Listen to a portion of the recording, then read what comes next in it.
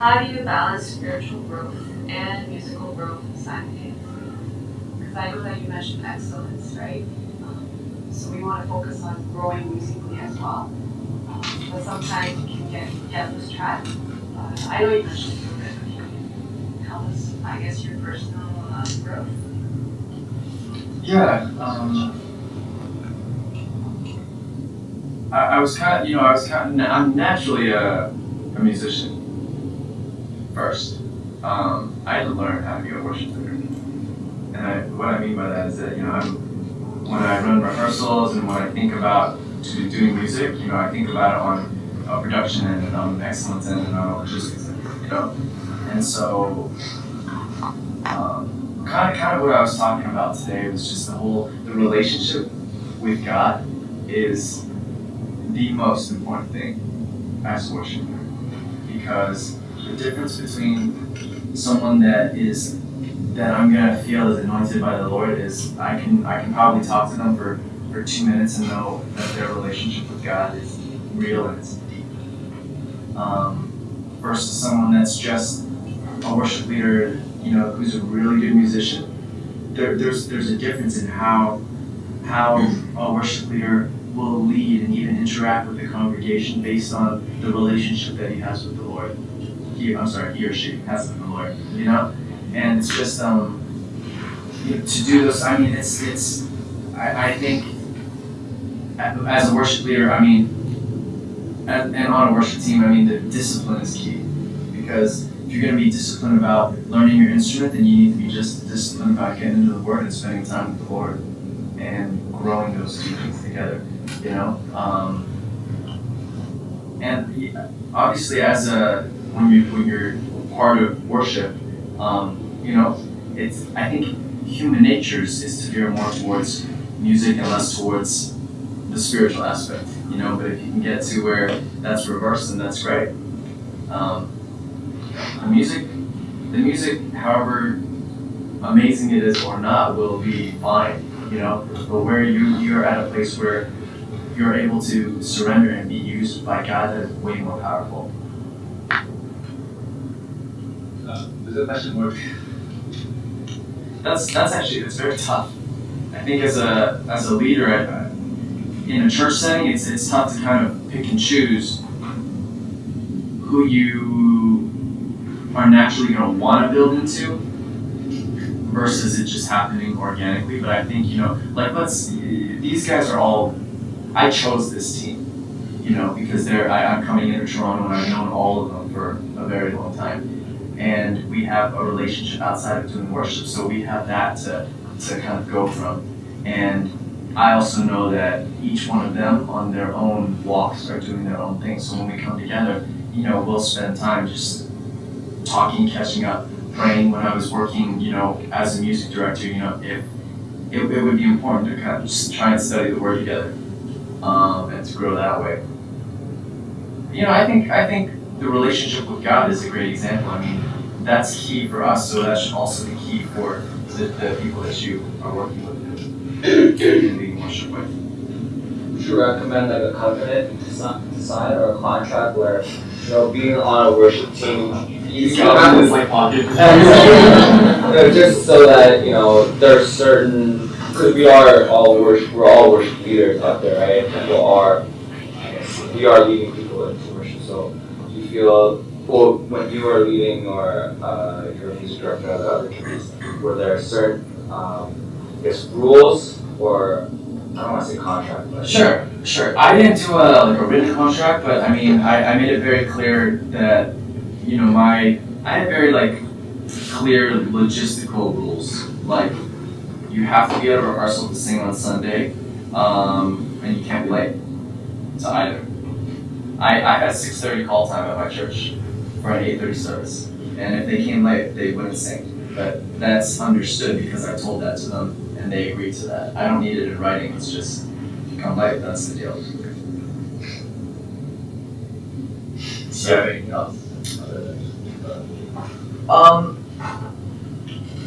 Yeah, I mean, I for the most part, try to have a good relationship with everyone, so that I could know, if something was going on and they needed time off where they were struggling with something and, kind of out of the Lord's will, that, I could have a talk with them and be like, hey, man, I think you need to kind of just get this handled and kind of just lay low for a little bit.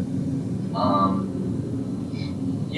that was my job at the points, and I know that that's not necessarily always what you guys have authority to do or have time to do as a worship leader. But I try to just keep it like as personable as I could with the team. I was gonna speak to that. You were saying how like music and how did music and spirituality go hand in hand, and I think one of the biggest goals in worship leading is freedom, is to feel free, and the only way, what you need for freedom is to have everything else down pat. Like you need to know your song, you need to know your lyrics, and well, I'm not always great at that, but you gotta have this part down so that you don't have to think as much, so you can have that freedom and you have the ability to go places. And so I think that's a really important thing to say as far as like the technical aspect and the spiritual aspect. It's like you need this to go here, because if you forget and then everything goes awry, then you don't have the freedom to just, I mean, you maybe do, it doesn't sound like it, but so if like you're in rehearsal and you're like, man, this transition is really tough for me, go home, practice it. If you're like, oh, that's harmony I'm not getting, do that so that when you're on stage, you can worship, because that's what the congregation needs. But you need to get the first part down first before you are able to have the freedom. Guys all work on your craft. It's good because when you get together to rehearse, you're there to rehearse and you don't have to work out those kinks because you've already done it individually. And when you come together, you can worship and practice your craft. So it's important. One of them is, do you ever guys get tired of doing worship, and in that situation, you kind of just overcome that, find new inspiration? Yeah, I got tired 2 years ago after doing worship for 6.5 years, and so I stepped down and I left. I say that kind of like half jokingly, but I did absolutely get burnt out, like especially the last 2 years that I was serving, and I realized that God was kind of calling me out of that seat, so I had kind of told, my church kind of understood that too, and so I let them know probably about 4 months, into leaving that I was gonna quit at that point. And that's been amazing, because I now get to just kind of do this and come in and not have the confines of like having to set up worship every single week, but I have time to think about a set and email MP3s to them like a month out so that they can rehearse and then change them on Friday. And it's refreshing, because as I've been able to just go to church with Eddie and worship and not have to lead worship, then you're refreshed and you get filled, and you get poured into, so you can pour out. Yeah, I think it's okay. I mean, it's okay. Like, I don't think you should feel bad about being burnt out, because it's like, it's hard. Sometimes when I was leading worship a lot, I just love to just receive, just somebody else lead worship, and I could just be free to just worship myself and not have to worry. Because it is an element of leadership as well, and so that's a responsibility that's kind of on you. So I mean, in one of my older churches, we would rotate. You said you guys have like 2 bands or something like that. So I think that's cool. I don't have the answer to that, but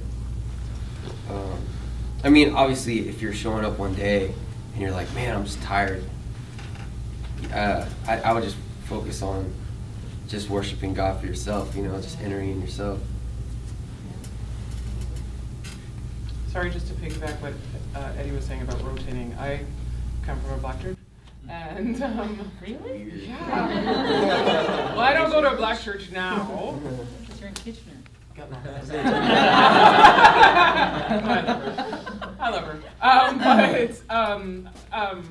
We had 4 teams, different teams. So 4 different leaders.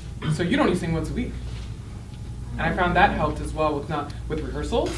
That means you have 3 weeks to prepare. That helps with the leaders, with the singers not getting tired. I'm not sure of the situation here, but I think it depends on the church. Again, just piggybacking what you said. We had 4 separate teams, and we rotated, and there were 4 different leaders. And if you ever feel burnt out, don't, I don't say feel away. Don't feel like you can't just let people know, like, I'm burnt out right now. Give me a month off, give me 2 months off. You know, I'm sure there is at least one other worship leader that will be able to fill in for you at that time too, that you can be refilled, restored, re-energized. What ways do you find inspiration from your industry and that you bring into the place? You know, like we were talking about today, I just feel like there's so many things vying for our worship in the world, and maybe not just in the entertainment industry, but it's so refreshing to just come and like worship the true King, worship the one that is worthy of worship, and use our gifts too. But it's so weird. Like for me, I don't sing as well as I do. Like I sing the best when I'm worshiping, and it's not. I don't know. It's not a vocal thing. It's just because like I'm feeling it. I'm worshiping, and like I'm unconscious, and I just love that. I love that. You know, like sometimes we were on the stage and we're entertaining, you know, and that's what it's for. But then you can bring it in, you know, into this house, and it's just so freeing to.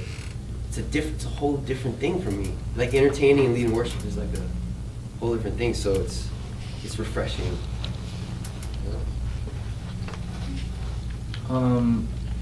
You know, I think for me, especially after working on a show like X Factor and, you know, being on a like a top tier music produced show like that,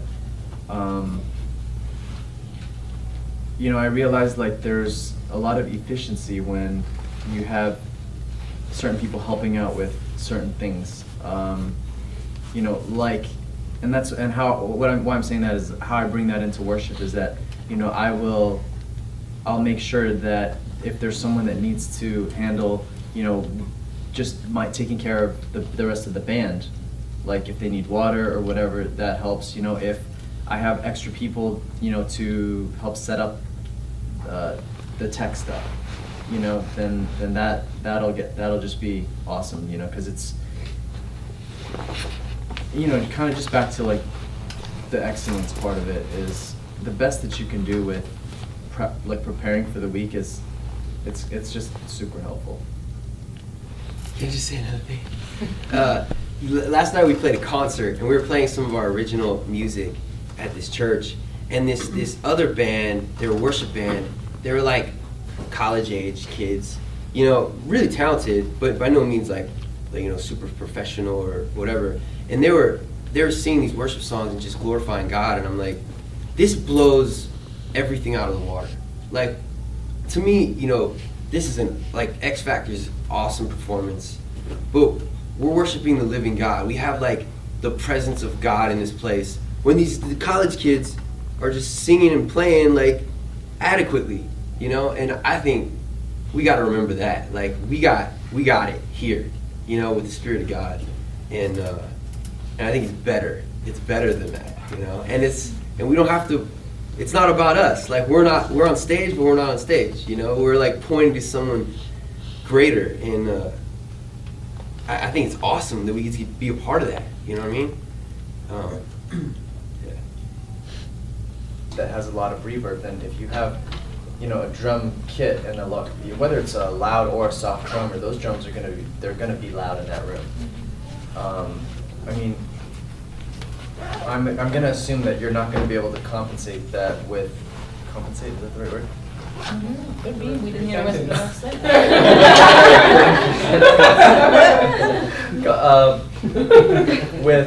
With you know a drummer that let's just say your drummer just plays whatever they do. Well, you know you're gonna have to adjust the master volume of the room. I think it was the right word. Okay. Thanks, English teacher. But at the same time, I'm gonna guess that your stage monitors are way too loud.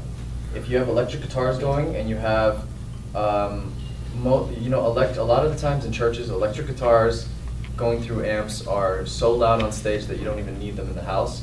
That's too loud.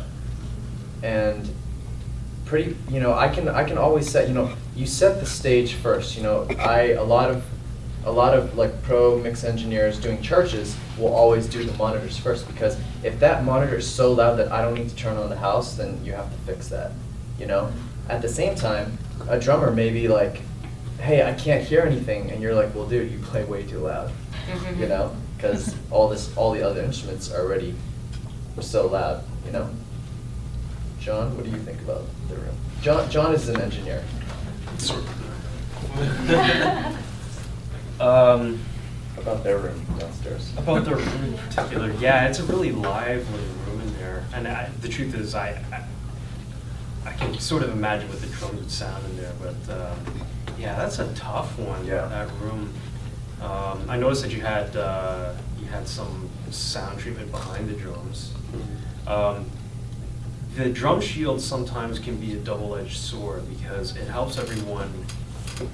It depends on your drummer, but sometimes it's weird because, especially at our old churches, like we had a drum shield where in some ways there shouldn't have been a drum shield, because what happened is that the drummer was behind there playing and it was so loud because it was bouncing off the drum shield that they just played quieter and quieter. So as soon as you take the drum shield away, then the drummer plays properly, and you don't have to bother putting things in the mixer and stuff like that. I'd really have to hear what the drum sounds like in that room in particular, but I think you want to just be careful about your bass frequencies in there, because bass frequencies tend to be non-directional. So I noticed even with my bass, I barely had it turned on, and you could basically hear it. It was filling the room just fine. And I noticed the amp that you have there is a 15 speaker, and that can be really boomy in there. So it might even help if you have another bass speaker like 10s. Sometimes you just get more mid-range definition, and it helps the singers hear pitch a lot better. Other than that, yeah, you just want to watch your bass frequencies. I was talking about low-pass filter for anyone who's an engineer here. You might want to just try to use those as much as possible on as many instruments as you can, just to try to minimize how much low end you have sort of bouncing around the room. Other than that, yeah, I don't know, how did you guys feel it sounded in there? Singing? Yourself, but obviously as a leader, you're there to lead people in worship. But the thing is, it doesn't matter how many people are out there. Like, Right. if you got one, then know? amazing things can happen with just like a small amount of people, and be okay with that, Right. and be okay with a lot of people, be okay with the little people. But the word says that, where 2 or 3 are gathered in his name, Right. he's there with us, right? So And he's gonna show up. that's right. That's right. And that's why we're doing this, and we're servants, and let's serve our people well. Whoever comes, whoever doesn't come,